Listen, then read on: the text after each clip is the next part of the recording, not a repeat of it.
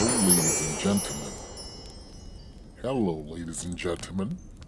My name is Corey Johnson.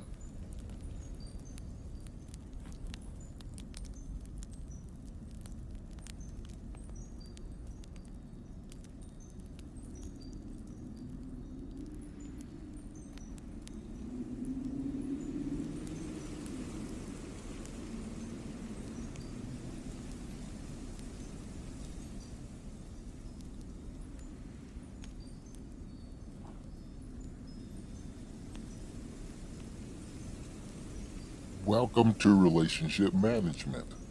Today's topic is going to be about sadistic. There are lots of people up in this world that is sadistic, and they are dangerous. It's a waste of time trying to run after a sadistic person, such as chasing them or trying to give your heart to them or trying to love them or trying to show them that you care about them.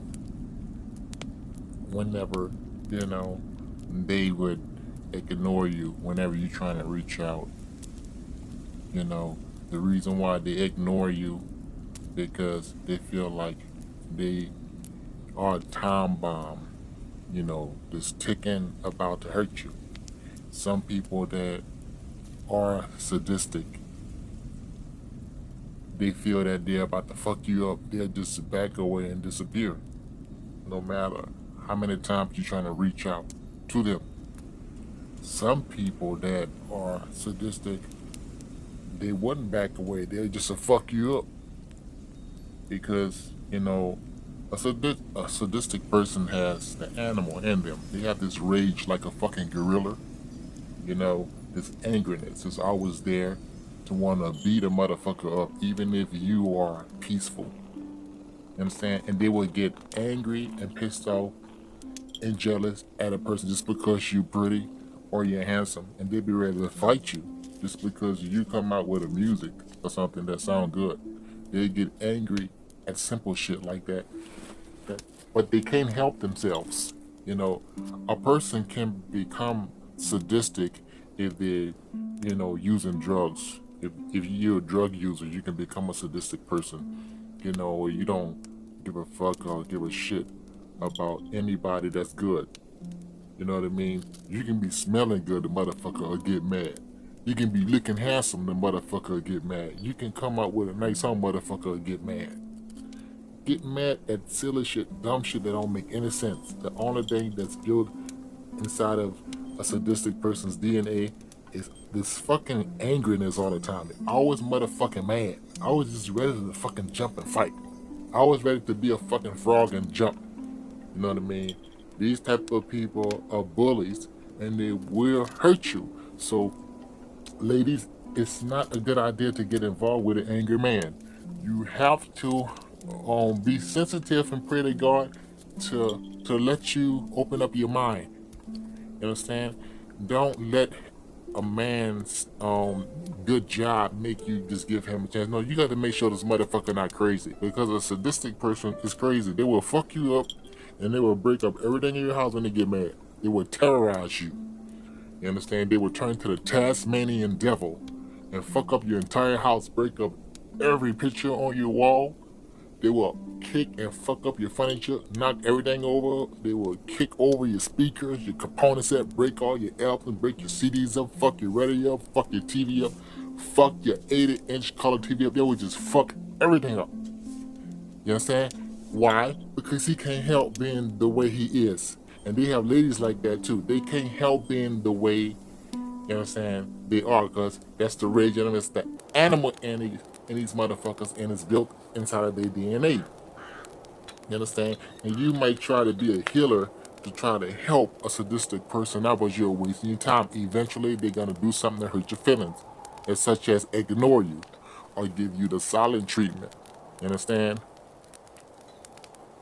So I am here today as your teacher to teach you have to protect yourself. If you see anybody that leave you on red or leave you on scene, you understand? or to just, ignore you or to give you the silent treatment, you have to just back off. Because that's God protecting you. There's different ways God can protect you. You understand? Either He can allow the sadistic person to just ignore you. You understand? So you can figure it out. The person is hurting you. It's hurting your emotions and breaking your heart. And that's God pushing you away. That's the Lord allowing the angel to use His hand to push on you just to push you away. Say this person is intentionally, you understand? Knowingly, willfully, and deliberately trying to hurt your emotions. That's called emotion abuse. And if that person wants to ignore you like that, you have to be blessed instead of being stressed. And you got to just back away too. You understand? And there's other things that you can do to focus your life on somebody else. You understand? Just don't worry about it. But today I am going to be your teacher, and I'm going to teach you what sadistic means. Is deriving pleasure from inflicting pain and suffering or humiliation on others. Somebody might want to ask me, what does it mean when someone is sadistic? Being sadistic means deriving pleasure from inflicting pain, humiliation, or suffering on others. And that could make you suffer somebody ignoring you, right? That's called being rude, or cruel, These type of people will always be mean. You understand? Even if they go to church, you got lots of them that go to church, and they still be mean. That DNA will stay in them for the rest of their life. Because whenever you do drugs can really make your mind messed up forever. It just can make you stuck on being an angry person and an ugly person. You may try to be nice, but that ugliness is going to eventually come out. Understand? This behavior can manifest as cruelty, a lack of empathy, bullying, and a tendency to be callous or unremorseful for the harm they cause. While not always a formal diagnosis, sadistic traits are linked to other personality disorder like narcissism and psychopathy, and can range from everyday actions to serve criminal behavior. The key characteristics of sadism is pleasure from pain. A sadistic person finds enjoyment in seeing others hurt, either physically, emotionally, or psychologically. A lack of empathy. They have difficulty understanding or sharing the feelings of others and may even try to intensify the suffering of their victims. The cruelty and control.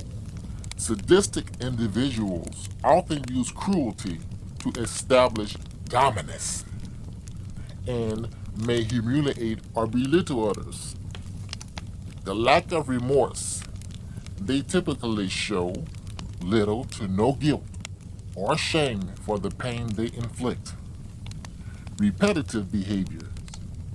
A sadistic behavior is often a consistent pattern, not just a one-time occurrence. Examples of sadistic behavior: deliberately humiliating someone to the point of hostility through sarcasm or bullying, or leaving somebody on red, or ignoring you, or giving you the silent treatment.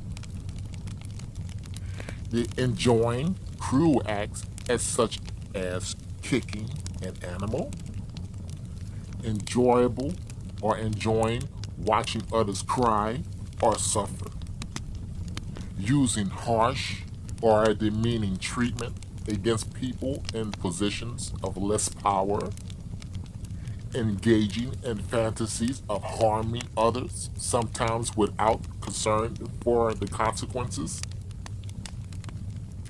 Causes and connections. Trauma and abuse. childhood abuse or exposure to violence can contribute to the development of sadistic tendencies.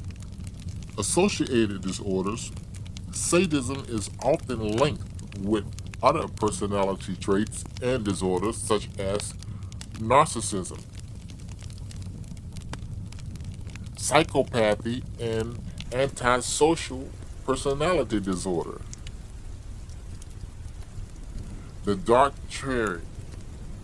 Psychologists sometimes group sadism with psychopathy, narcissism, and Machiavellianism as dark personality traits. When someone is sadistic, it means they derive pleasure, satisfaction, or excitement from intentionally inflicting or witnessing pain, suffering, or humiliation in others. This harm can be physical, emotional, or psychological. The key difference from ordinary aggression is that the enjoyment comes from the suffering itself, rather than just using aggression as a means to an end. Sadism exists on a spectrum from everyday sadism, and such as internet trolling, cruel pranks, to a more severe, pervasive personality trait or even a clinical disorder in specific contexts like sexual sadism disorder. Signs of sadistic behavior. This is what you really need to know. All right? Signs of sadistic behavior often form a pattern and can be subtle or overt. They include enjoyment of others' suffering, actively laughing at or feeling gratified by another person's mistake, failure, or distress. These people are cruelty and manipulation using emotional manipulation, verbal abuse, sarcasm, harsh criticism, or physical force to control and hurt others, like to beat you up with their fists.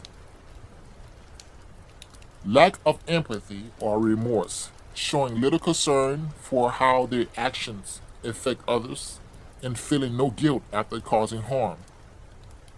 Humiliating others, making demeaning jokes, using cruel nicknames, or intentionally embarrassing people in front of others. A pattern of dominance, consistently seeking out power imbalances and using intimidation or threats to force others to comply with their wishes. Like if you don't want to do what they say do, or be like them and act like them, if you decide to tell them you want to do things your way, they'll braze up to you as they want to fuck you up. Fascination with violence, you know, a preoccupation with violence, weapons, injury, or torture, which may manifest as an evade interest in violent media or an unusual interest in human autonomy for harmful purposes. Targeting the vulnerable. I mean, a lot of these sadistic men, they like to beat up a woman. You understand? Because a woman's supposed to be weak. Directing their cruelty toward those less likely to defend themselves, such as children. You know, they got a grown ass man and they like to fight a kid. You know what I mean? Pets or subordinates in the workplace, the escalating conflicts. You know what I mean? Like pushing arguments or fights further than necessary, prolonging the suffering.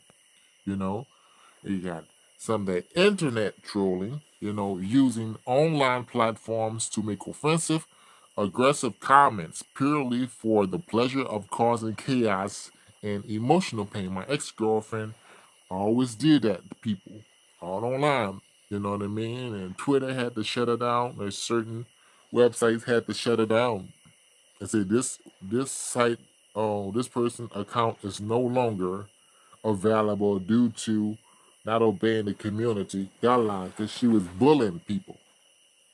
Recognizing these signs, you know what I'm saying, is an important step in protecting yourself and others. If you or someone you know is dealing with a potentially abusive situation, seeking professional help is a crucial step. Resources are available through mental health professionals or support services like the National Institute of Mental Health.